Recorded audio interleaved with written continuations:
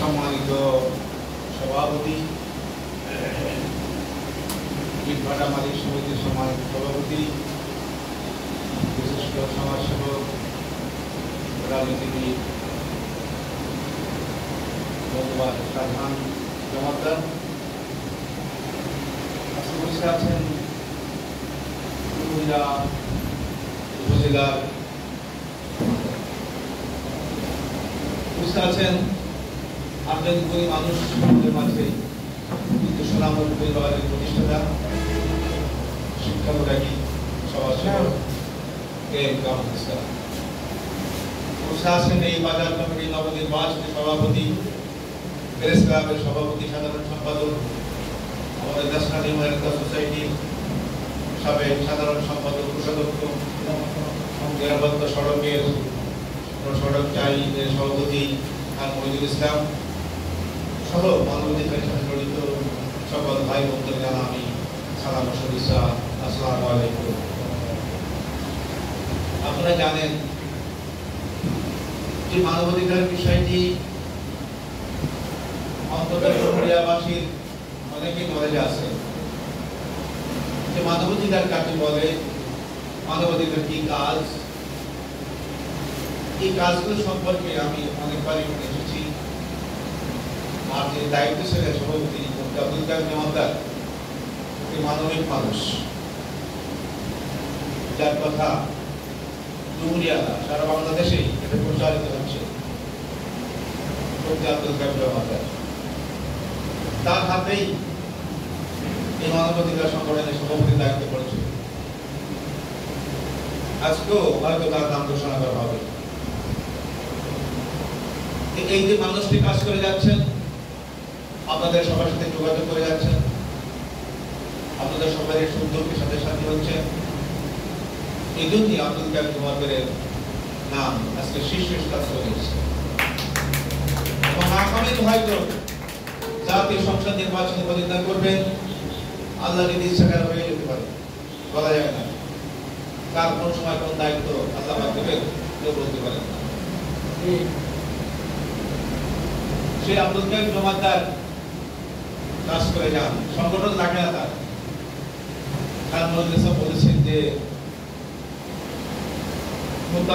তো নিজেই কাজ করতে পারে।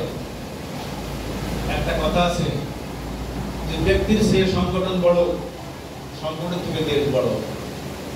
আপনি ব্যক্তিগত করবেন, কিন্তু যদি আর সংগঠনের আওতায় আপনি করেন, সাইনবোর্ডে করেন, সেটাকে আপনার জীবনে আরো উন্নত দিক নিয়ে যাবে, আরো পরিস্থিতি লাভ করবে যে আপনি কোন সংগঠনের মাধ্যমে এই কাজটি করলেন। আপনি ইউনি সাহেব দেখা করবেন, ডিসি সাহেব দেখা করবেন, একটা ভূমিতে পরিচয় হবে। কিভাবে হবে? আমি মানবাধিকারের সংগঠন ডুমুরিয়া উপজেলা সভাপতি, সেক্রেটারি, আপনাকে সামনে রাখছি। আমি যত ইউনি সাহেব আসছেন আপনাকে সংখ্যালঘু থেকে খুঁজতে হবে। তাহলে ব্যক্তিগত থেকে ব্যক্তি থেকে দল আপনার বড় হয়ে গেল, সংগঠন বড় হয়ে গেল, পরিস্থিতি লাভ হয়ে গেল। এইভাবে আপনাদেরকে কাজ লেগে যেতে হবে। মানুষের, আমাদের যুবরাজ বলছেন যে মানুষের বিপদে আবাদে পড়লে দৌড়ে যাওয়া, রাত হোক দিন হোক সেখানে আগায় যাওয়া, এটা একটা মানবিক কাজ। মানব অধিকার, এই মানুষের যে অধিকার অনেক লঙ্ঘিত হয়, খর্ব হয়। আজকের অনেক মানুষের অধিকার পায় না, স্বামী থেকে স্ত্রী পায় না, স্ত্রী থেকে স্বামী অধিকার পায় না, সমাজ থেকে প্রতিবেশীর অধিকার পায় না, বাজারের দোকানদার আরেক দোকানদার কাছে অধিকার পায় না।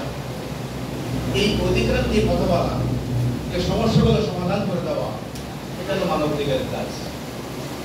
একটি তো গলায় দড়ি দিয়ে মারা গেল, বিষকে মারা গেল, একটা মেয়ে মারা গেল, কেন মারা গেল তা তদন্ত করে সঠিক ইতিহাসটা জানার দায়িত্ব একজন মানবাধিকার কর্মী, একজন সাংবাদিকের দায়িত্ব এই অধ্যয়ন করা যে কেন সে মারা গেল, কেন অসুবিধা ছিল তার।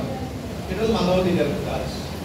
আপনি যখন যাবেন যে আমি এখানে জিজ্ঞাসাবাদ করতে এসেছি, কেন এই মেয়েটি গলা ধরে গেল, কেন এই ছেলেটি মারা গেল, এটা আপনার পরিচয়। আপনি মানবাধিকার করবেন, আপনার কাছে একটা কার্ড আছে, পরিচয়পত্র আছে, আপনি কার্ফিউ হচ্ছে,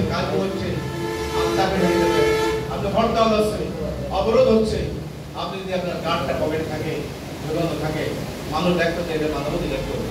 কাজে আপনাকে ওই কারফিউর ভিতরে আপনাকে যাওয়াটা আপনাকে কেউ কিছু বলবে না, যে তারা মানবাধিকার কাজে আসছে, আমাদের দায়িত্বে আছে, নিয়োজিত আছে, কাজে আপনাকে কিন্তু এই মানবাধিকার কার্ডই আপনাকে একটা সাপোর্ট দেবে।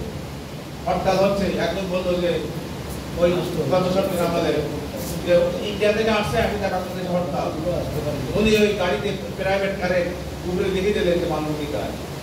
ওই প্রাইভেট কারে চলে আসলেন, ওনার গাড়ি আর কেউ বললো না, কেউ জিজ্ঞাসা করলো না যে আপনি কি, কারণ লেখা আছে মানবাধিকার, মানুষ জানছে যে মানবাধিকার তো তার হরতাল যাই হোক তাকে অনেক সময় উপকার হয়। আবার অনেকে মানবাধিকারের নামে চাঁদাবাজি করে, যে সুবিধাও দেয়, যেখানে 500 টাকা সদস্যকে আপনাকে 500 টাকা দিতে হবে, আপনাকে 2000 টাকা দিতে হবে, আপনাকে 3000 টাকা দিতে হবে, এই ধরনের কাজ অনেক করার চেষ্টা করে। এটা কোন মানবাধিকার লঙ্ঘন? এদিকে আমাদের থাকবে, আমরা মানবাধিকার কর্মী হয়ে যদি কোনো মানবাধিকার লঙ্ঘিত না হয়, এই বিষয়টি আমাদের খেয়াল রাখতে হবে।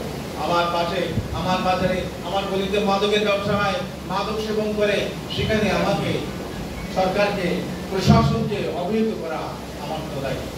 এখানে সমাজে কোনো মাদক থাকবে না, সমাজে কোনো মাদক সেবক থাকবে না, এই বিষয়ে আমাদেরকে বিশেষভাবে তথ্য দিতে হবে।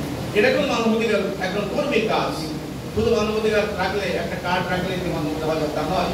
আপনি কি কাজ করেছেন, আপনি বিভিন্ন জিজ্ঞেস করেন যে আপনি কি কাজ করতে পেরেছেন মানবাধিকারে একজন সদস্য হয়ে।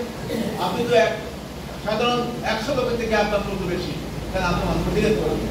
এক সাধারণ মানুষের থেকে আপনি 100 গুণ আপনার ক্ষমতা বেশি, আপনার দায়িত্ব বেশি, আপনার অধিকার বেশি, আপনি দায়িত্ব পালন করেছেন, এটা জিজ্ঞেস করবেন। আমার এই সংগঠনের, কারণ দেশের 43টি সংগঠন ইতিমধ্যে আমার তৈরি হয়েছে, 43 শাখা কর্মী, সবাইকে তো সাহায্য দেওয়া সম্ভব না। আর আমার যেমন ভাবে আমরা সাহায্য আপনার সরকার থেকে পাই, গত সপ্তাহে একটা লাইন হয়েছিল, এটা আউট হয়ে গেছে। আমি আগামী 10 তারিখে মানবাধিকারের মালয়েশিয়ার এক বাঙালি উদ্যোগী আছে, তারা আমাকে দাওয়াত দিয়েছে, মানবাধিকার বিষয়ে জানতে চেয়েছে। আমি বাংলাদেশ থেকে, আমি 2 জন সদস্য বাংলাদেশ থেকে বিনা পয়সায় যাওয়ার অনুমতি পেয়েছি, এবং আগামী 10 তারিখে আমি বাংলাদেশে যাবো আপনাদের জন্য, সবার জন্য মানবাধিকারের কথা বলবো। এবং সেখানে একটা কমিটি হবে, একবার মালদ্বীপ, ভুটান, নেপাল, 3 দেশে কমিটি হবে। আমরা এই চেষ্টায় আছি, এবং একটা ফান্ড পাওয়ার সম্ভাবনা আছে। যদি আমি ফান্ড পাই, আমি সর্বপ্রথম ডুমুরকে ফান্ড দেওয়া, এবং আমাদেরকে এখন যে হেলথ কেয়ার সোসাইটি, অর্থাৎ স্বাস্থ্য বিষয়ক, এই স্বাস্থ্য বিষয়ে সর্বপ্রথম যদি কোনো ক্লিনিক হয়, মানসিক স্বাস্থ্য কেন্দ্র, সেটা হবে ডুমুরিয়া। এখন কাইম ভাই দায়িত্ব দেওয়া আছে, উনি সমাজের কাজ করেন, সাধারণ জমাদার উনি সবাই কাজ করেন, আপনারা যারা আছেন সবাই কাজ করেন। আমি মনে করি যে বাংলাদেশের সব থেকে যে মানবাধিকার কাজ করছে সেটা হলো ডুমুরিয়া। আগামী 10 তারিখে বিশ্ব মানবাধিকার সংস্থায় যে সম্মেলন হবে, সেটা ডুমুরিয়া ফার্স্ট হবে। কারণ কাজ কিন্তু সবাই করে না, কাজ কিন্তু 2-1 লোকে করে, কাজ কিন্তু সবাই সেক্রেটারি করে, অন্য লোক করে, কাজ কিন্তু সবাই পাবেন না, আর কাজ সবাই করবেও না। আমাদের যেমন আমার সঙ্গে কামুল ভাই কাজ করেন, একাই কাজ করে যাচ্ছে, কেউ তার সাথে আসে বা আসে না সেটা আপনি দেখেন না, ওনার কাজ করে যাচ্ছেন, কাজ কিন্তু সবাই কিন্তু করে না। যুবকে বললাম না, সে আসলো না, তাকে ডাকলাম, সে আজকে নাই কেন? কাজের ভরসায় কেউ কোনো কাজ করে থাকে না। আপনাদের কাজকে কাজ এগিয়ে চলবে আমি আশা করি। আগামীতে ইনশাআল্লাহ এই মানবাধিকার প্রতিষ্ঠা প্রক্রিয়া এবং একটা দৃষ্টান্তমূলক একটা এখানে আপনারা একটা নজির রাখতে হবে আমার আশা আমি রাখবো। কারণ ডুমুরিয়ার মতো এত স্বচ্ছ, এত সুন্দর কমিটি আমি আর কোথাও দেখি না। আমি আপনাদেরকে যে দায়িত্ব আজকে ঘোষণা করবো যে আপনারা অনেকে কমিটিতে আছেন, এই কমিটি নাই, যারাই নাই